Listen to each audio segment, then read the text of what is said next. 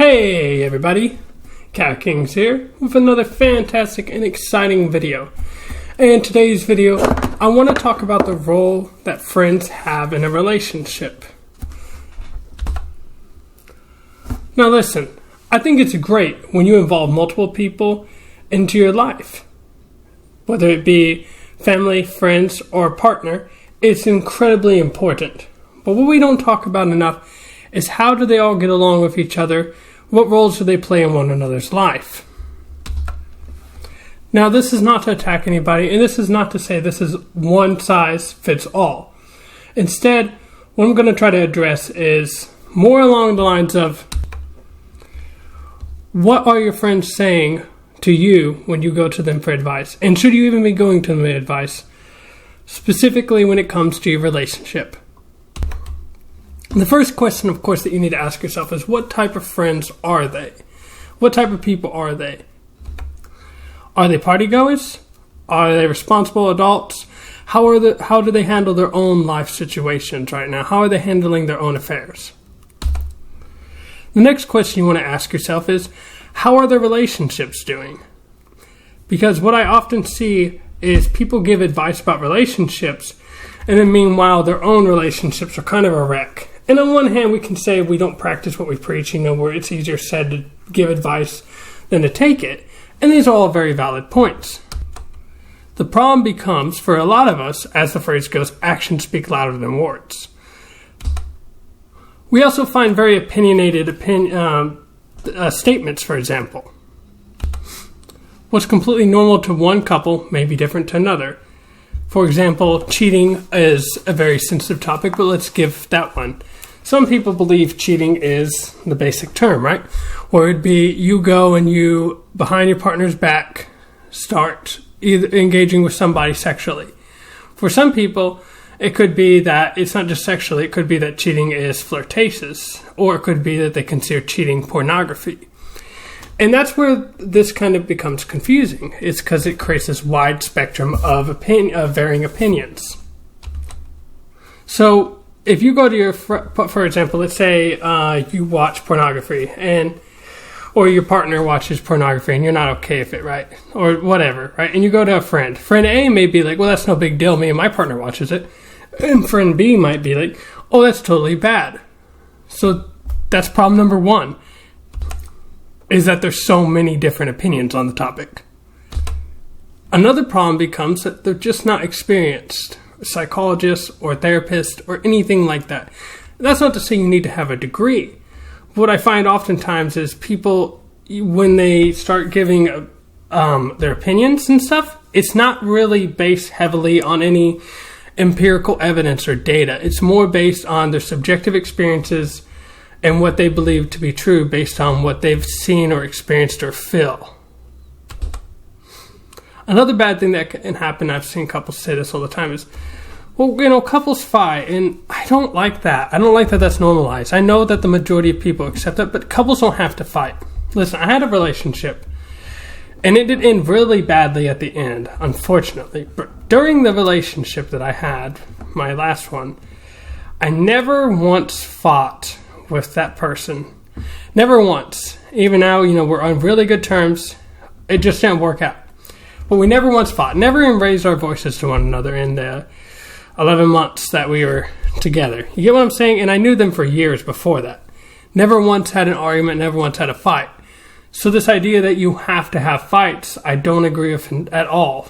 I don't agree that couples have to have fights. I think we're adults.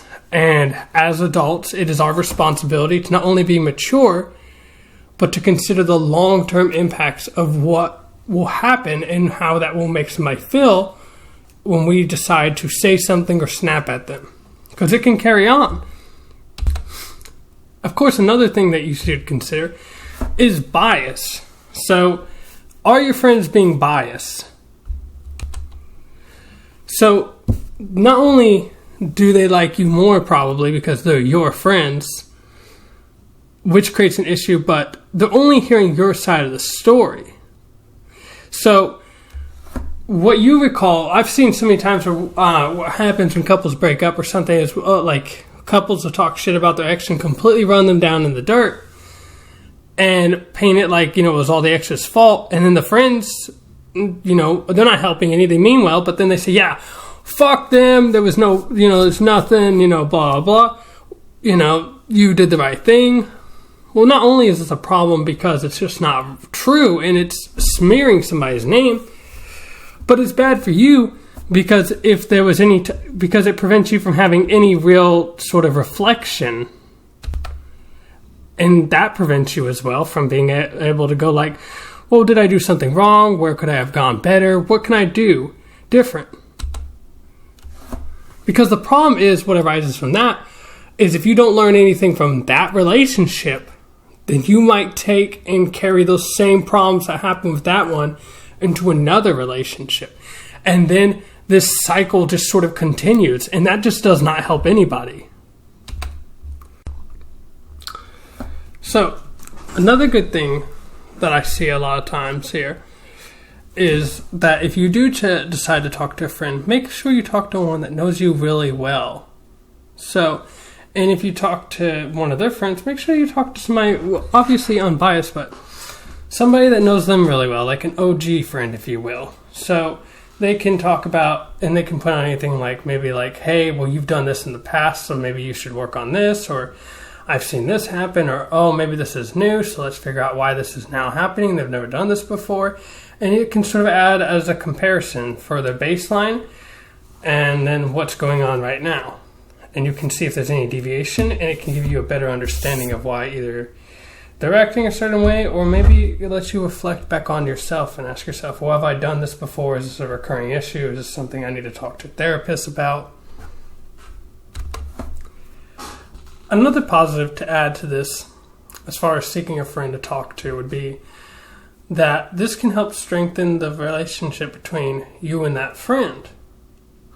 What it's showing is that you value your input, you value their opinion when you come to them with such serious matters. It shows that you want to hear what they have to say and that you value it, and that can make them feel appreciated.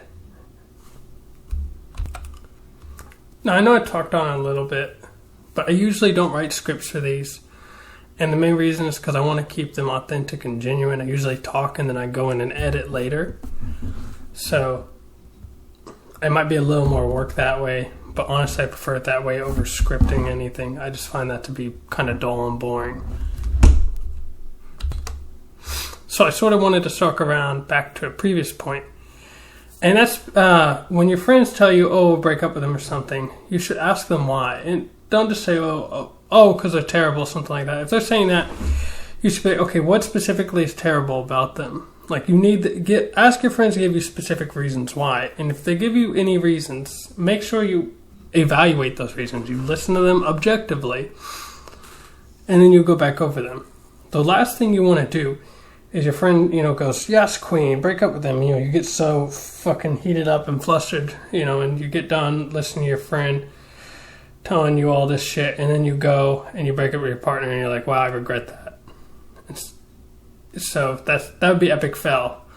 Is if you just did that on the spur of the moment, it turns out it was the wrong thing to do.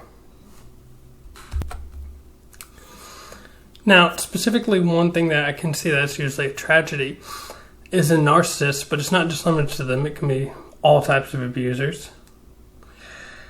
But another great thing about talking to partners is it helps put stuff back to the whole perspective.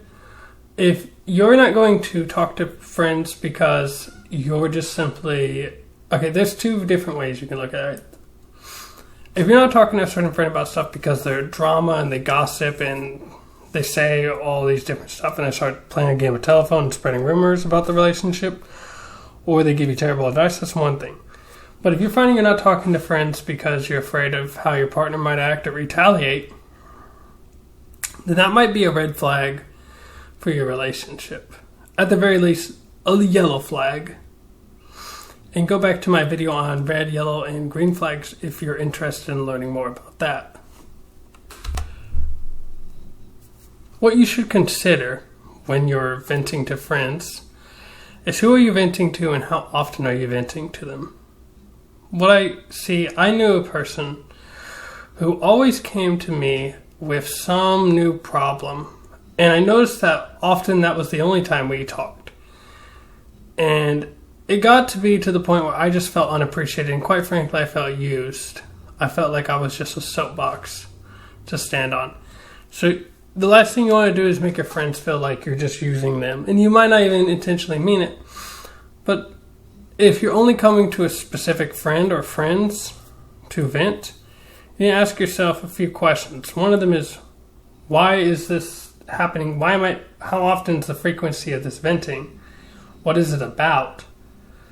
And how does that make my friends feel? Because what can happen is you can drain them. You can sap their energy. There is such a thing as compassion exhaustion.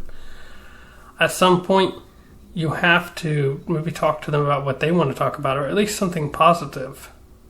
It can be you don't want to be a Debbie Downer, just to put it frankly. Here's another scary thing to consider, right? So, those same friends you're going to, right? Like, let's say you're going to them and you talk about your partner, but it's often only under the thing of when you guys have a argument or something bad happens, right? This can create a view in that friend's head that the partner's a bad person, especially if maybe you're only fighting right once a month or something like that, or I won't even say fighting, maybe just who had a bad moment or something like that. And the rest of the relationship is great, and you guys work on it, and it's strong, and it's healthy, and it's not toxic, right? It's functioning. More than functioning, it's great. But what can happen, especially if the friend, like let's say this is a new relationship or something like that, or whatever, and the friend hasn't met your partner yet, or even talked to them, well, this can be a really bad thing. First impressions are very important. And this might leave a sour taste in that friend's mouth. And maybe even it's unjustified, right? Like maybe your partner, because it's not like your partner can fend for themselves or, say anything, right? There's two sides to every story, and they didn't even get to have a say in it. So it's like painting a picture of them as the bad guy. And then oftentimes what I see happen, what I've seen when people talk to me about stuff is, they'll vent, and then an hour or two later, everything will be fine or something like that. And so it's like, okay, so what you need to ask yourself is this a private matter you can handle on your own? Do you really need to go tell other people about every little problem you guys are having? Again, this isn't anything to do with abuse or trauma or anything like that. Like, that's a whole different story. If they're abusing you, you need to get out. But if this is like a quarrel or something like that, especially like super minor ones, do you really need to go tell everybody? I know you're upset right now, but are you sure you're not going to regret it an hour or two later once you've calmed down? And you should consider not sharing every detail. Your partner's consent matters too. Not that you have to get it for everything or to talk to your friends, but it is nice to be considerate of how this will impact them too. To add to this, context is so important. So make sure that, let's say you are venting, make sure that you lead with positives. A great example, if I had an issue with Hillary, I'd start with, Hillary is great. She always does X and Y, but I'd value your input on Z. Try to at least throw a couple positives in there for every negative. Try at least, if every time that you do have a complaint, try to make sure before that complaint there's at least a couple positives. And that's not just immediately before. Like, you should also make sure to talk about the good things and not just gloss over. I know we don't really feel like they're noteworthy as much, but it helps create a better picture. Helps paint a more true picture of your partner if you're also talking about what they do well and not just what they do bad. I can't believe I have to say this, but if you're asking it for advice, do you actually want to hear it? Or are you looking for validation for how you feel? What if your friends say, well, actually, I think you're the one at fault? Are you willing to accept that? Or are you looking for, again, them to say, oh yeah, I know you're totally in the right, girl or guy or whatever. Another obvious one that people don't think about, but this is your relationship. It's not theirs. Yes, friends are so great for helping you out, but at the end of the day, it's about you hold the ultimate decision, you and your partner, on whether or not you're going to fix the relationship or you're just going to let it go. This is in no way professional or medical advice. This is just simply for entertainment and education.